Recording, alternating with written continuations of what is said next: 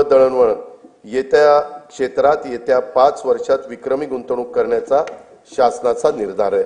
महाराष्ट्र सागरी विकास धोरण 2023 मध्ये बंदर विकासाकरता स्वामित्व धन, अकृषी कर, वीज शुल्क आणि मुद्रांक शुल्क यातून सूट देण्यात आली आहे। विजेसाठी औद्योगिक दर लागू करण्यात आला आहे। प्रवासी जलवाहतूक व किनारी पर्यटनाला चालना देण्यासाठी प्रवासी व बंदर करातून सूट देण्यात आली आहे। बंदराच्या करारांचा कमाल कालावधी देखील आता 90 वर्ष करण्यात आला आहे। जवाहरलाल नेहरू बंदर प्राधिकरण आणि महाराष्ट्र सागरी मंडळ हे संयुक्तरित्या पालघर जिल्ह्यात वाढवण बंदर विकसित करीत आहे। या प्रकल्पाचा एकूण खर्च 76,220 कोटी रुपये असून त्यात राज्य शासनाचा सहभाग 26% आहे। वाढवण बंदरामुळे 300 दशलक्ष मेट्रिक टन वार्षिक माल हाताळणी क्षमता निर्माण होणार आहे। जवाहरलाल नेहरू बंदराच्या सध्याच्या क्षमतेपेक्षा ती तिप्पट असणार आहे। सन 2030 पर्यंत नव्या बंदरातून माल वाहतूक सुरू होणे अपेक्षित आहे।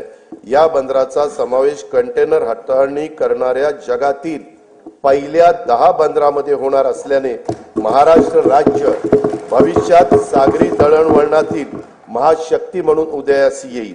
वाढवण बंदराजवळ मुंबईतले 3रे विमानतळ प्रस्तावित असून मुंबई अहमदाबाद बुलेट ट्रेनचं स्थानकही या बंदराजवळ असणार आहे। हे बंदर समृद्धी महामार्गाला देखील जोडण्यात येणार आहे। पालघर जिल्ह्यात मौजे बुर्बे येथे बंदर निर्मितीच्या 4,259 कोटी रुपये किमतीच्या प्रकल्पास खासगी क्षेत्राच्या सहभागाने मंजुरी देण्यात आली आहे।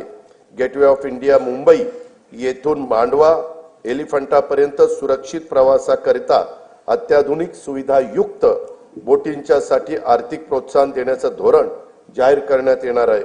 मुंबईचे गेटवे ऑफ इंडिया लगत रेडिओ क्लब येथे प्रवासी वाहतुकीकरता सुसज्ज जेटीचे 229 कोटी 27 लाख रुपये किमतीचे काम सुरू आहे।